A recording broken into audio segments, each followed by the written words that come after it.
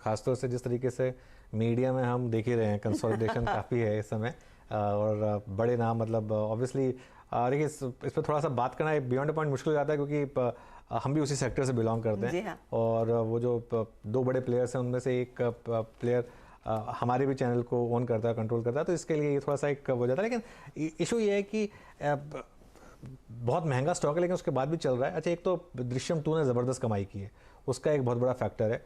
और अभी आगे एक दो मूवीज़ और आ रही हैं जिनका लग रहा है कि शायद अच्छा परफॉर्म करेंगे, और एक 200 करोड़ के क्लब में शायद इस साल 4 मूवीज़ आ जाएं।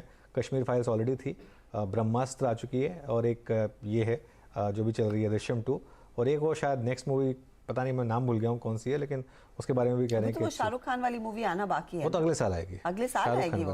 हाँ, शाहरुख खान वाली मूवी अगले साल आएगी। पठान। हाँ, मैं ऐसी मूवी के बारे में सोच रही हूँ, उस दिन अवतार के बारे में सोच रही थी, जो ऑफ कोर्स अब दिसंबर में देखने को मिलेगी। पठान आएगी 25 जनवरी 2023 को। ओके। हाँ, तो राउंड द कॉर्नर ही है ना, जब दिसंबर में आएगी। हाँ, राउंड द कॉर्नर ही है, लेकिन अभी के लिए मतलब एक क्लियरली एक बॉक्स ऑफिस पे जो एक स्ट्रिंग ऑफ डिसअपॉइंटमेंट चल रही थी पिछले 6-7 महीने से, फाइनली टेबल्स आर टर्निंग, वो थोड़ा सा टेबल टर्न हुई है, तो उससे भी शायद थोड़ा सा एक फर्क पड़ा है। इंटरेस्टिंग होगा। पीवीआर पर आपके क्या व्यूज हैं, जो पिकअप देखने को मिला है? महेश्वरी जी, देखिए, जिस बिजनेस में अब उन्होंने एक तो सबसे पहले काम किया है इन सिनेमाज ने कि टिकट के प्राइसेस थोड़े रेशनलाइज अभी कर दिए, तो उसके कारण से फुटफॉल बढ़ा है। और वो बिजनेस जहाँ 250 रुपए का टिकट और 500 रुपए का आपको पॉपकॉर्न खरीदना पड़े, तो उस बिजनेस में बिल्कुल आप लॉस नहीं कर सकते। तो मेरा मानना है अच्छा टाइम है एंटरटेनमेंट इंडस्ट्री के लिए आगे। मेरी भी नजर पीवीआर पे काफी समय से थी, और आगे मुझे इसका जो फॉर्च्यून है वो अच्छा नजर आता है, और 2100-2200 रुपए के लेवल इनफैक्ट अगले 6 महीने में आप उम्मीद कर सकते हैं। तो खैर ये सही बोल रहे हैं, क्योंकि मैंने भी जो टिकट बुक की थी इस बार हफ्ता दृश्यम 2 की, तो वो रिक्लाइनर की 360 रुपये की टिकट थी। वो कोई बहुत महंगी नहीं है, मतलब भी एक टाइम आ गया था 1200 रुपये वो रिक्लाइनर्स की टिकट हो गई थी। और उसमें भी आप कोई ना कोई कार्ड का ऑफर लगा दें तो आपको सस्ती मिली जाती है, मतलब 200-250 रुपये तक, 200-250 रुपये 300 रुपये तक लोग देने को तैयार हैं।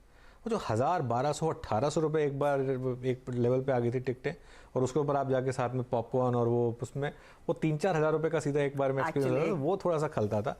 ये अभी थोड़ा सा रैशनलाइज हुआ है, क्लियरली रैशनलाइज हुआ है। मुझे लग रहा है एक आपको याद होगा अजय श्रीवास्तव आए थे, उन्होंने कहा था कि एक फीडबैक देने की जरूरत है, कि थोड़ी ग्रीड कम करिए अपने, उसका थोड़ा सा फर्क तो पड़ा है क्लियर। और फुटफॉल्स ऑफ कोर्स पिकअप होते हुए जरूर दिखाई दे रहे हैं। तो PVR most talked about stock आज 3% ऊपर ट्रेड करता हुआ दिखाई दे रहा है। अच्छा, एक दो ट्रेड्स आपके सामने रख देते हैं, फिर अग्रवाल साहब भी तैयार हैं अपनी राय देने के लिए, उनको भी जोड़ेंगे।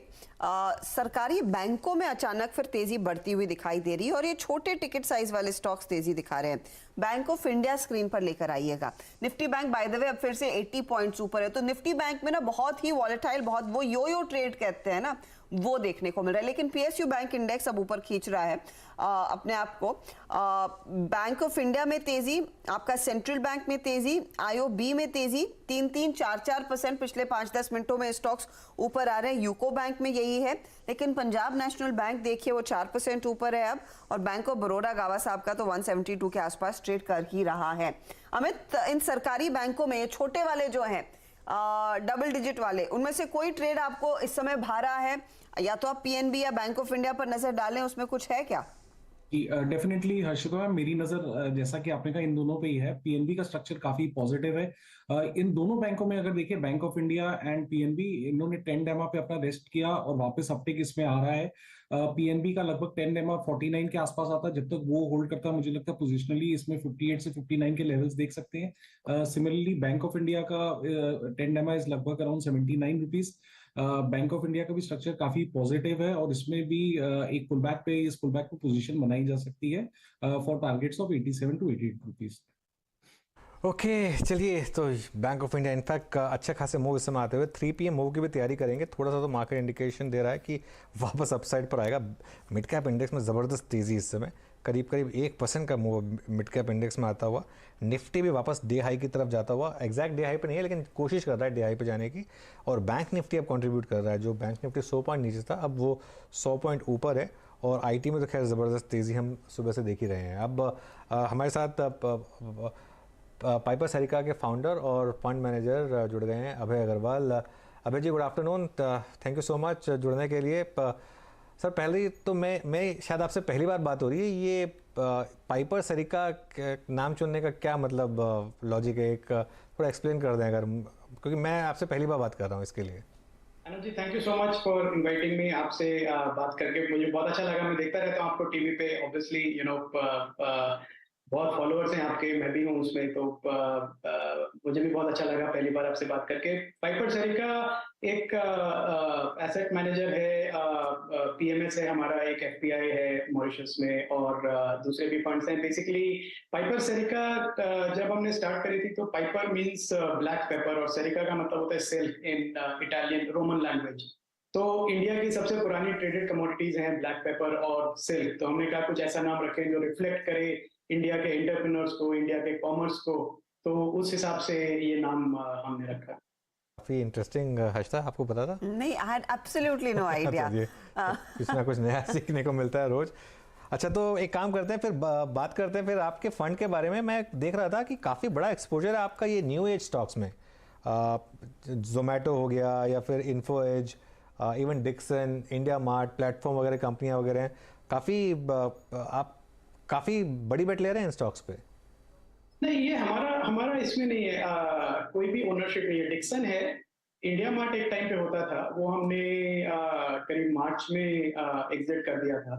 और जोमेटो में ये शायद आपकी वेबसाइट पे, ये शायद आपकी वेबसाइट पे फिर अपडेट नहीं हुआ होगा। मैं हाँ, हो आपकी सकता है, वेबसाइट पे क्योंकि हमने हाँ। जो लेटेस्ट इन्वेस्टर लेटर है उसमें आप देखेंगे तो अभी हमारी जो सबसे बड़ी होल्डिंग्स है अनुज जी, वो है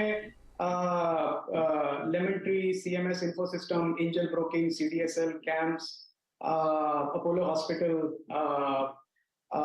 ये ऐसे आप देखेंगे तो ये हमारी कोर होल्डिंग्स हैं। टाइटन, लार्ज कैप्स में आईसीआईसीआई बैंक, टीवीएस मोटर्स, तो हमारी जो कोर होल्डिंग्स हैं अभी इस समय ये हैं। तो हमारा एक मॉडल पोर्टफोलियो कंस्ट्रक्ट है जिसको हम हर 3 महीने में रीबैलेंस करते हैं। तो और करीब 24 स्टॉक हैं पोर्टफोलियो में, मॉडल पोर्टफोलियो में, तो उसमें ये सारे लीडिंग स्टॉक्स हैं। इस समय वेटेज कहां पर ज्यादा बढ़ाया जा रहा है अभय जी? क्योंकि आपका जो पूरा portfolio, it's a mix of different stocks and sectors, जो नॉर्मल किसी भी पोर्टफोलियो में देखने को मिलता है, लेकिन इस समय आप वेट किसका ज्यादा रख रहे हैं? हर्षदा, अभी जो लेटेस्ट हमने रीबैलेंस किया है उसमें हमारा फोकस है बहुत ज्यादा टीयर 2, टीयर 3 सिटीज में जो कंजम्पशन बूम देखने को मिल रही है, और specially on home improvement side. तो काफी डिमांड है ऐसे प्रोडक्ट्स की जिससे लोग अपने घर को इम्प्रूव कर सके। कोविड के बाद स्पेशली जैसे मार्केट खुला है, वैसे लोगों को ये इंटरेस्ट है कि हम इनको अपना होम इम्प्रूवमेंट करें। तो उस सेगमेंट में काफी कंपनीज हैं, mid cap, almost small cap space size की, जो बहुत अच्छा काम कर रही है। 20-25% जिनकी ग्रोथ हो रही है, और वैल्यूएशन अभी भी बहुत रीजनेबल है, क्योंकि जब लास्ट करेक्शन हुआ था मिड कैप स्मॉल कैप से अभी तक ये रिकवर नहीं हुए स्टॉक्स। तो फोकस है कि इस स्पेस में हम ढूंढें और अपॉर्चुनिटीज जो कि domestic consumption, specially tier 2, tier 3 और इवन रूरल एरिया से रियल कंजम्पशन डिमांड को मीट करता है। ठीक है। आपने